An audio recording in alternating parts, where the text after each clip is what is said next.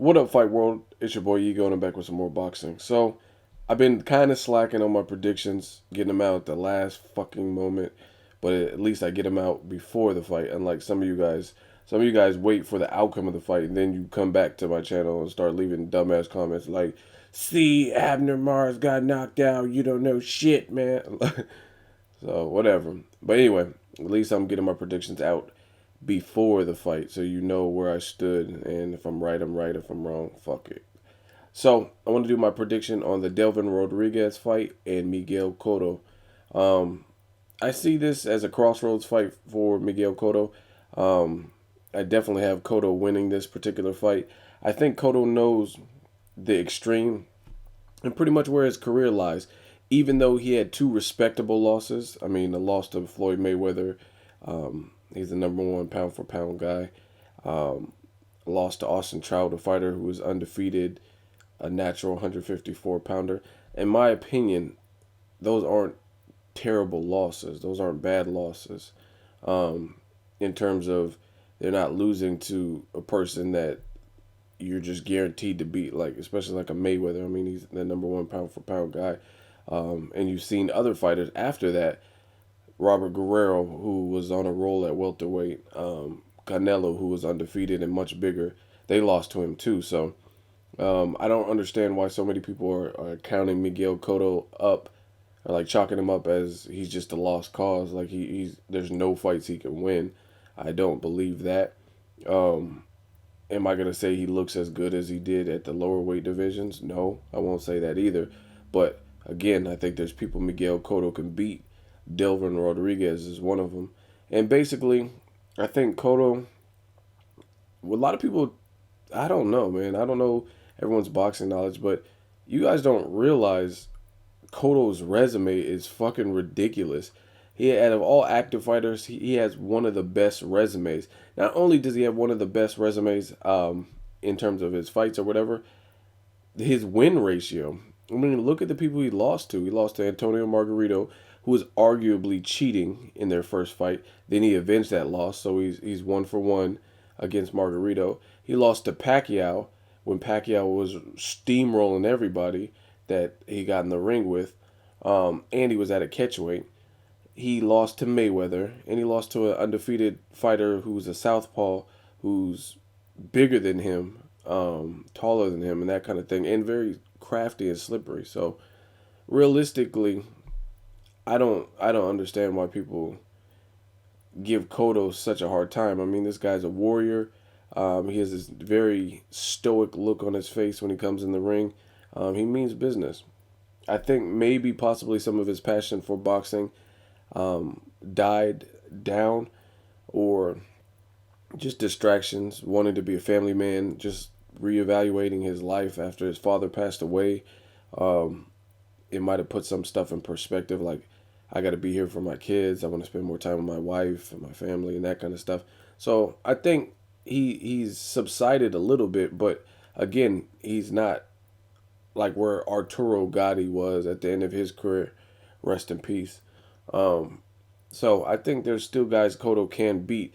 It really depends on his level of training and his level of engagement. But skill wise and experience wise, I think he has the talent to beat or give very tough fights to really anybody at 147 or 154. Um, there's obviously some that are up for question, like can he beat a Sergio Martinez or a Canelo, because they're kind of bigger than him and whatever they bring to the table. So that remains to be seen. But just in terms of just fight for fight, I think there's a lot of fights he still can win if he applies himself, and that's the big if. It's how much he wants it, how bad does he want it. But if you look at his resume, I mean, this dude's been in there with the stout, like real tough puncher, Randall Bailey. He's been in there with Paulie Malignaggi, who's still boxing and very crafty. Been in there with Shane Mosley, Zab Judah, Floyd Mayweather, Manny Pacquiao. I mean, come on, Josh Clottey. This dude's resume is ridiculous. Austin Trout, and he's still fighting. So I don't think Cotto's ducked or dodged anybody. The reason I think he's going to win this particular fight is one, he has a new trainer, and him switching trainers again, I think he realizes where his career is at. That you can't in the sport of boxing, you can't continually lose. Like sometimes fighters don't bounce back from one loss or one devastating loss, let alone two back to back. So I think that's one thing. He looks like he's physically focused, just in terms of his physique. He looks like in the best shape that I've seen him in recent memory. Um, so I think his dedication and his actual commitment to boxing with his last two losses might be upped. He might have upped the ante on that. And then other than that, Delvin Rodriguez to me is he's a tough fighter, but he's a fighter that you kind of expect to lose. Like I would put Delvin Rodriguez in the same breath as the Zibix of the world and Luis Calazo, like just people like that. Like they're gonna give you a tough fight, but are they world beaters? Are they gonna beat when they're put against more or less elite level top name fighters? Are they going to beat them? And to me, I don't think Delvin Rodriguez is that guy. It's boxing. Could he pull the upset? Yes. I mean, we've already seen Adonis Stevenson pull the upset against Chad Dawson. Abner Mars got knocked the fuck out. He was undefeated. So it's boxing. Anything can happen. Like, honestly, Pacquiao and Marquez 4, I thought Marquez was going to win.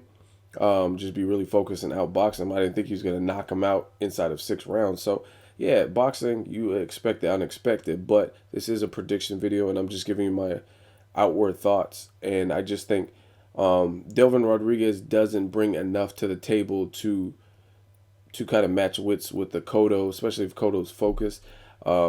He's noticeably taller than Cotto, but it's different than Austin Trout being taller than Cotto.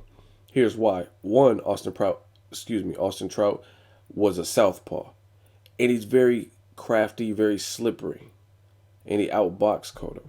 Delvin Rodriguez is more the Latino machismo type of fighter where if you touch him up, he's going to want to exchange and he's going to get drawn into that. Kind of like a Josecito Lopez, someone who has boxing ability, but based on that Latin blood or just the warrior inside of him, if they feel they got embarrassed, they're going to want vindication. They're going to want to retaliate. They want to get you back. And you could be like, oh, anyone's like that. Everyone's competitive like that. But certain fighters have it more so than others. Like I said, Josecito Lopez is a great example who comes to mind. A fighter who, once you touch him, he wants to go in there and trade with you. Like Victor Ortiz, watch Josecito and Victor Ortiz, watch him fight Maidana. And that's not always the most sensible thing to do. And a lot of times fighters like that, they don't necessarily hold when they need to hold. So really, in my opinion, Delvin Rodriguez, by doing that, is going to be playing more into Cotto's strength and what Cotto does well, and not necessarily fighting like the taller man. He's not going to fight like a Klitschko or Lennox Lewis, someone who's tall in their division, and they throw a ton of jabs and keep people on the outside of their punches. I don't see Delvin Rodriguez doing that. I think he's going to have a different game plan, especially if he feels embarrassed or Cotto lands a good flush shot or whatnot. He's going to want to exchange, and I think that's going to play right into Cotto's hands.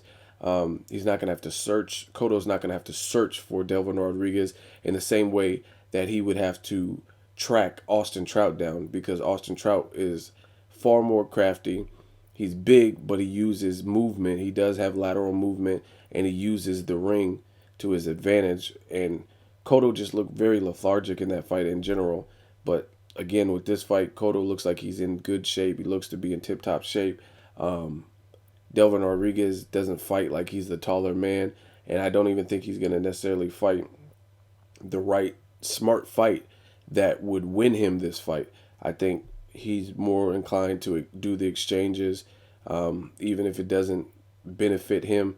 If Cotto, being with Freddie Roach, has improved his offense, then we might see a late stoppage. We might see a mid to late stoppage, actually.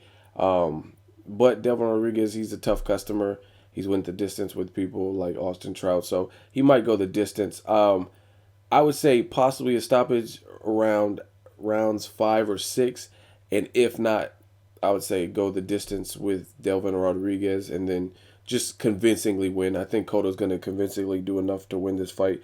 Again, I just think the motivation and the pressure is on Cotto. I think him partnering with Freddie Roach, they're probably working on his offense, not much of his defense, but hopefully he goes back to the body attack, the jab that he was using in the Mayweather fight, and that kind of thing. And I think overall it's going to be too much for Delvin Rodriguez. Now, Cotto's not the biggest 154 pounder, but I just feel like he has the skill set and the tools and the experience to beat a Delvin Rodriguez.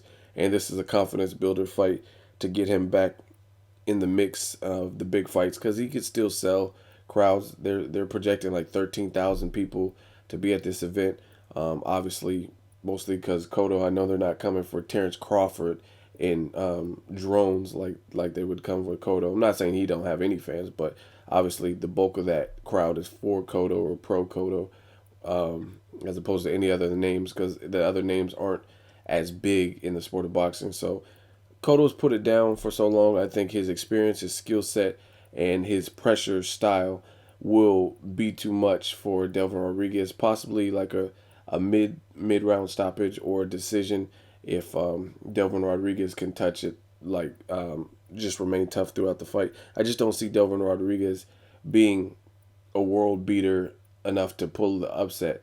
I don't think he's going to do the right things that's going to make it a tricky fight, like use lateral movement, slip punches, and kind of like, I don't know, just use more of a defense. I think he's going to just kind of go in like a brawler, more or less, and then Cotto's going to box his head off. So that's really what I think. Let me know what you guys think of this fight, Delvin Rodriguez versus Miguel Cotto. Hopefully, Cotto looks really sharp and makes a strong statement, because I really like Cotto as a fighter, and I want to see him end his legacy in this chapter of his life in a good fashion. Like, I don't want him to be just another name that kind of tarnished their legacy by getting whooped by people in their prime they would have destroyed. And I don't see Cotto losing to him, but I've been wrong before. We'll have to wait and see. But I have Miguel Cotto winning this fight all the way, basically for the reasons I said. And let me know what you guys think. As always, hate, comment, or subscribe. Till next video, is Ego signing off.